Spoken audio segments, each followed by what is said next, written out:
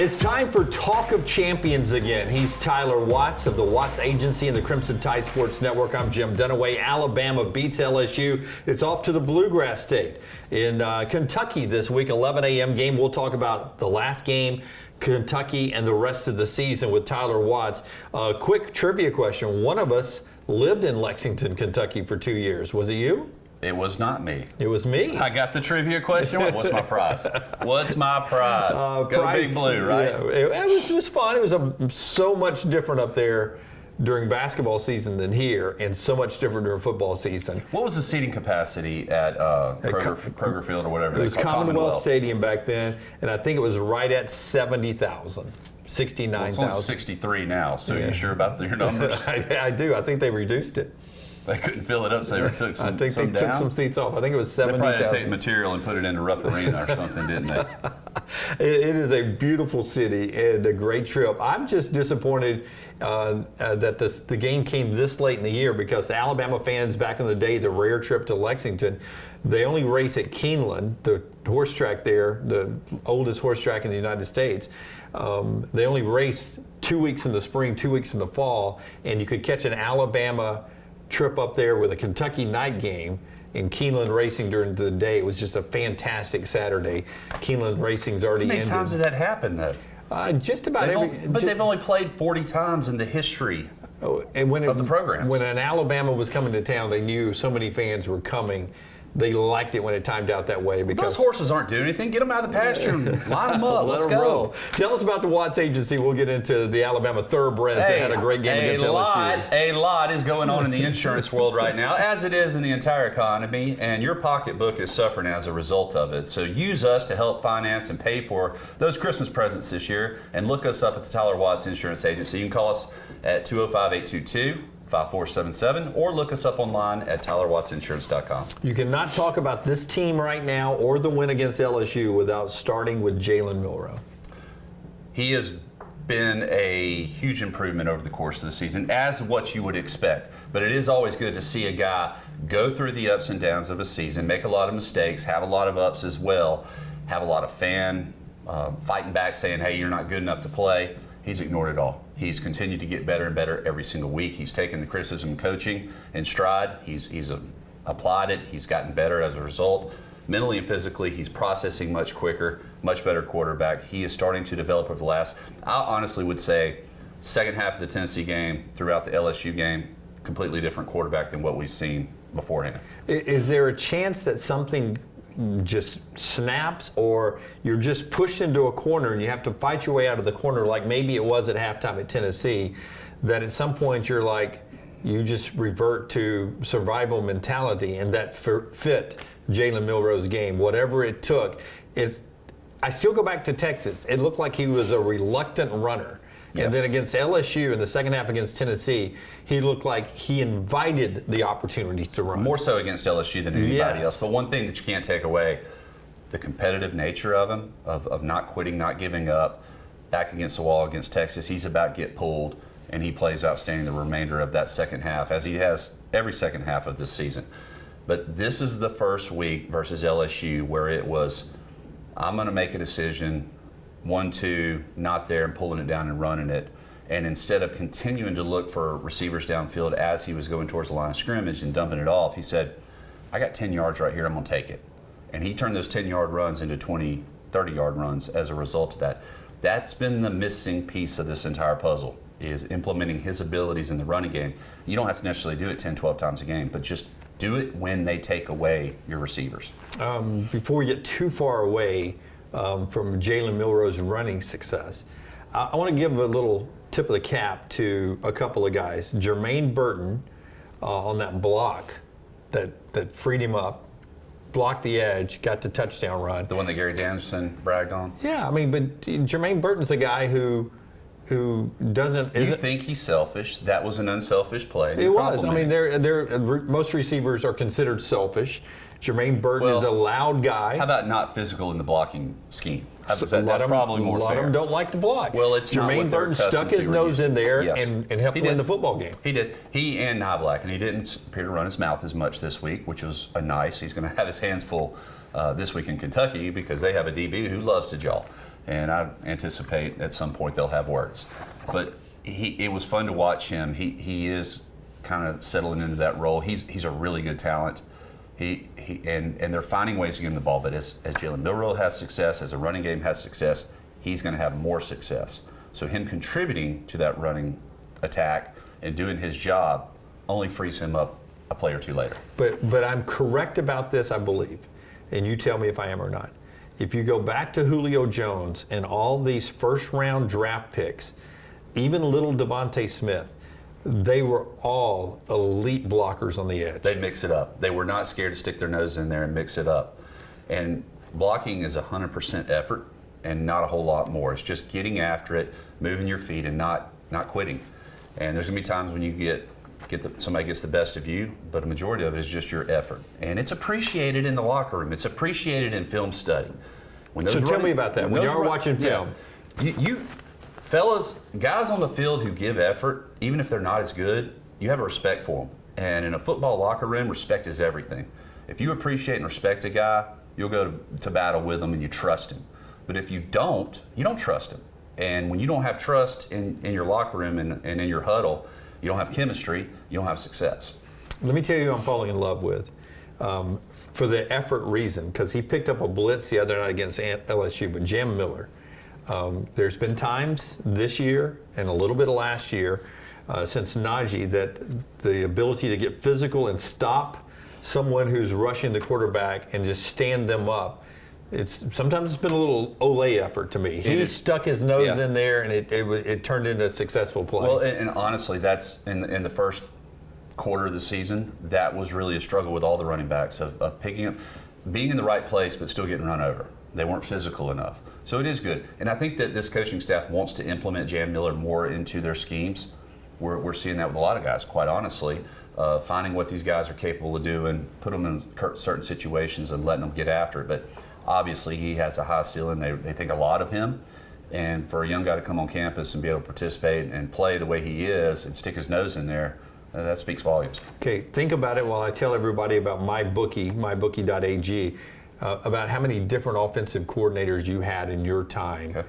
And you count high school football too, if you'd like. MyBookie.ag, 50% off deposit bonus right there. You get 50% added, actually, 50% added deposit bonus there. So put in 100, get 150. It works like that. That's cash you play with instantly. MyBookie.ag, bet anything, anytime, anywhere. MyBookie.ag. To get that 50% deposit bonus, you use the promo code NEXTROUND. The promo code NEXTROUND to get a 50% deposit bonus right now with our friends at MyBookie. MyBookie.ag. It's funny because I'm just sitting here thinking, when I was in middle school, most middle school programs had two coaches for both 7th and 8th graders. Right. So you had an offensive guy and a defensive guy. So one of my buddy's dads volunteered. He was our offensive coordinator. So I have probably had 5 over the course of my playing career. So you didn't have a ton different in high school? We had college? 2 in high school and 2 in college. That was it. You didn't see a lot of turnover back then either, though. And I know now when you have a successful program, everyone obviously wants to come in and poach those ideas because they think that all the assistants are responsible for the success that's taking place. And it's not necessarily, it's a culture that's doing it, and the head man at top who's dictating what's going on below him. So these fellas, though, it's much more common for them to have multiple coordinators over the course of their career. I mean, we see it all the time. So I asked that question because it does seem like Jalen Milroe and Tommy Rees have gotten to know each other a little bit better. So let's put that in perspective. How much time are they spending together every single day?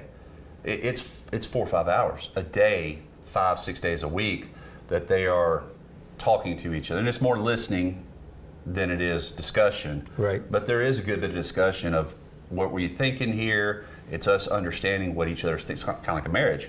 But there's so many places I want to go with that comment. Go ahead, go. Shut it down. But that's kind of what it's like. But there is also we see what works, we see what doesn't work, we add, we subtract, we increase this role, we talk about this, and it's just an understanding of what's expected and what makes us work. And this is a 20-25 week process that takes place every single year because your personnel is turning over, and it's not just with Tommy Rees and Jalen Milroe. It's also with the other pieces around him, what they're bringing to the table, and what they're capable of doing. And it also dictates how those conversations go. And Jalen Milroe told us this week on the next round that this is the first coordinator he's had that actually played the position, which I would imagine makes a difference. That it's okay to be a coach who's played other positions maybe, but has never played quarterback, and then you got a guy who's actually played quarterback. So when you look at something on film or when you're trying to be coached up about something, Tommy Rees is able to hear it and see it as Jalen Milroe hears it and sees it. Probably so, but here's the other side. Here we go again, right? Yeah. We're going back and forth. Is you got to make sure, sometimes the best coaches, though, are the guys that never played the sport. Right. Because they're not reliving how they would have done it. They're trying to communicate an idea and get you to do it. But there are some benefits in that, and I can fully understand that and appreciate it. Yeah. This is talk. I never had a coordinator that played the position. Really? No. So you don't Wide know. receivers, DBs, linebackers. So you don't know how good it could be. Honestly, I cannot answer that question, honestly. That's right. Tommy Rees and Jalen Milroe may be in utopia right now, that they both understand what they're talking about every day. This is Talk of Champions, getting ready for Bama, Kentucky, 11 a.m. Remember, like and subscribe, comment here. We go back and read the comments every week.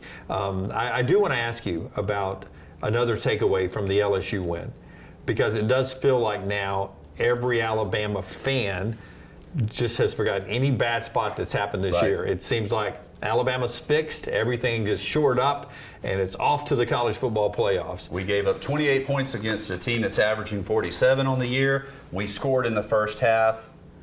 All problems are solved. Yeah. LSU is a bad defensive football team. Don't put too much stock into the performance that we had. We did what we should have done, quite honestly. Right. We punted on the first possession. Outside of that, missing a field goal or two. Offense was flawless. They should have been.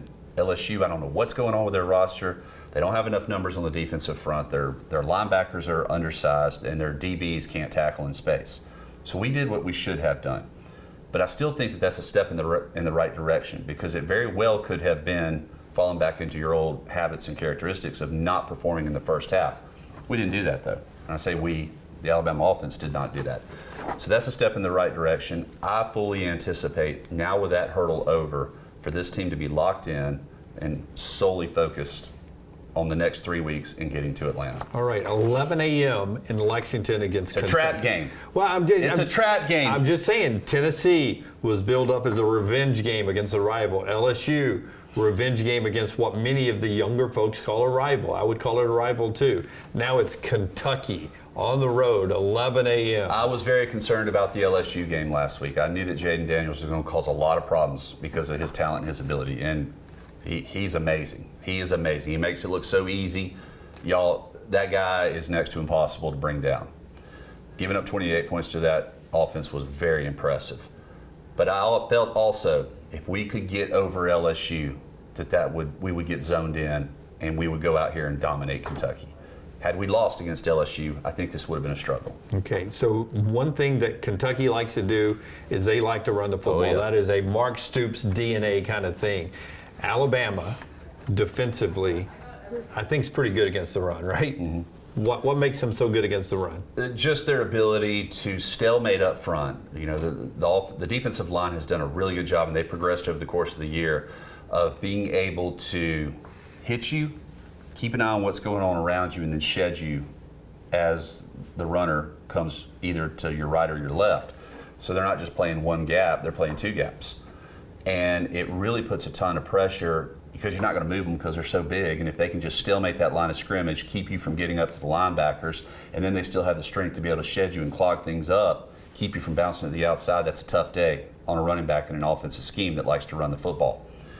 However, Kentucky loves that stretch zone. They love to stretch you out and create some bigger holes that are going to open up.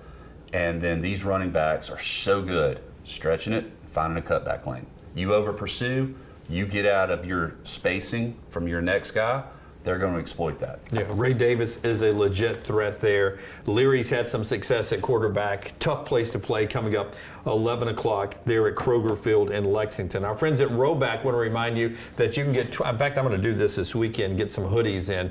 Roback.com. You get 20% off your first purchase when you use the promo code TNR20.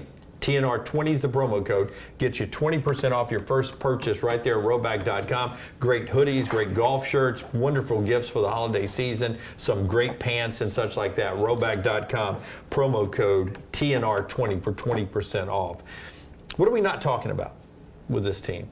What's With the Alabama team and the Kentucky team? Either one. What are we not talking about? What do I need to know to A, finish this podcast, but also to enjoy the game on Saturday? What do I need to know about this contest? What do I not know about this contest this weekend? Who's healthy? Yeah. Is Deontay Lawson eligible? Is he going to be healthy enough to go this weekend? From what Coach Saban said yesterday, he's not been practicing to this point. If he doesn't go today, it's going to be tough to get him out there on the field.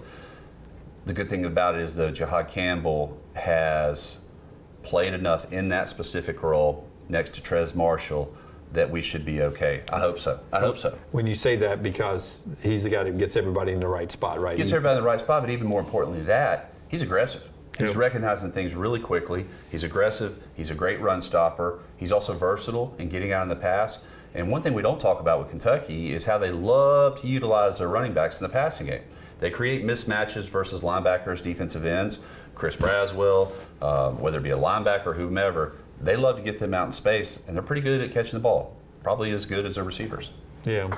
You mentioned NFL type DB on their side of the ball. They've No, had I said a DB who runs his mouth. Oh, okay. Oh, that does make him an NFL type, doesn't it? So the best case scenario in that is offsetting penalties. You said eventually somebody's going to talk back to this guy. It's just amazing in watching this team, and it may have just been one or two instances that I had turned on and watched, how mouthy they were. And I don't know if it was just the rivalry they have with Missouri or what was on the line or if anything was said that week. But there was just a lot of extracurricular activity that I would not expect out of a well-disciplined football team. And we all think of Mark Stoops as having that, right? So I'm not sure, maybe it's just this individual, but I immediately went to Jermaine Burton. How's he going to react to that? He ain't going to take it. Right. You know that. It's going to talk I back just a hope little. he doesn't lose focus as a result of that, because all right, they love to run a three-man front. They'll add a fourth guy every once in a while. They'll drop 8, though, which makes it really difficult to throw the ball against those coverages and create some deeper opportunities, which Alabama loves to exploit. Although we didn't do it against LSU and still had plenty of success. That's right. Hitting the check downs, being patient is going to be key in this football game. Forcing Kentucky to come up. I think we're going to have a good ability, if the numbers are right, to run the football. I think we're in a good spot right now. I think personnel-wise, we can cram it in the box with heavier personnel and still throw it, still have some success running it, spread them out, and do whatever we want to, because we're starting to kind of see what these guys bring to the table and how to best utilize it. The Watts Agency, and then I got 2 trip to Lexington questions for you that'll help you on your trip up, okay? Okay. Tell us about the Watts Agency. Give me a call. I would love an opportunity to talk to you. You can reach me at 205-822-5477 or TylerWattsInsurance.com. Okay, 2 food items. You can have one, don't eat the other. One is hot brown, is what it's called, hot brown. Basically, it's an open Roast beef. It's an open, I like roast beef. like a loose roast beef sandwich, open face though, hot brown. Those are good. That's okay to have. Don't get the burgoo. It's called burgoo. That's whatever available meat they have. Oftentimes rabbit, which isn't bad, but whatever available meat they have, sort of a stew, burgoo. I'm a little disappointed in you. 2 boys that grew up in Shelby County. You know, when my mom would go out of town, and my dad had to cook, we would only get 2 options. Hormel chili out of a can, which was probably a favorite of yours growing up. I mentioned it on the show today. And fried Spam. Those are the only 2 things that he knew how to cook. How would you do your fried Spam? You fry it in a skillet, obviously. You have to cut it thin. Right. Right? And then you fry it up on both sides, and of course you have to salt it because it ain't salty enough. But did you put it on bread? Did you make a sandwich out of it? Mayonnaise sandwich. You put it in between 2 pieces of bread and mayonnaise. No mustard? I have grown to love mustard. Yep. But you can do mustard and mayonnaise together, whatever floats your boat. Sometimes, and man, if it was a good week, you had a piece of cheese on it. Remember? I'll tell you, man, the burgoo when I lived there, they serve it at the racetrack, which is probably Keeneland, probably the worst place to get the burgoo, whatever the random meat they have. Maybe horse at that point. He's a loser. Throw him in the burgoo. Throw him in the burgoo. But there at the horse track, I had some burgoo for the first time. It tasted fine, but when you're in Kentucky, then you start putting a little bourbon on top of that, and the day goes on, and you go from the second race to the seventh race, and you've had all these bourbons, and by the time you get out on the club that night, I was young and single back then you have some other shots on top of that burgoo and that bourbon. Let me just say, there was a girl I was seeing at the time. Was it the burgoo that was causing the problems, or everything else? Your lifestyle? Well, it was the burgoo and the Kentucky bourbon on top. But the girl I was seeing at the time had this pristine white bathroom, like white shower curtain, white towels, white rugs, white everything. It was white. Just you walked in and your eyes hurt. It was white. And we were making out on the couch, and I had to pause for a second. I get up and go to the bathroom, and I get to the doorstep of going into the bathroom, and as soon as I open the door, projectile vomiting all that burgoo on that entire white. Is it red based? No, it's brown. So brown base. It was horrible. It was like a Dumb and Dumber moment almost. Oh, it was horrible. And I laid on the tile floor because it was cold. And she comes walking in, and she's like, "Oh my God." And I started. You're the second guy this week to do that. That's what she said, isn't it? I started kissing her ankle like I was going to make a move. Like I was about to make a move, and she's like, "Oh, it's not happening. I need you to leave." Never saw her again. That was it. That was the breakup story. I'm sorry. Yeah, that's okay. I haven't liked burgoo since. That's probably smart. Or Kentucky, to be honest with you. That's the Talk of Champions, brought to you by the Watts Agency, by our friends at Rowback.com and MyBookie.ag. Safe travels. Enjoy Hey, Lexington. Absolutely. No burgoo for me. No burgoo. Hot brown, though. Good stuff.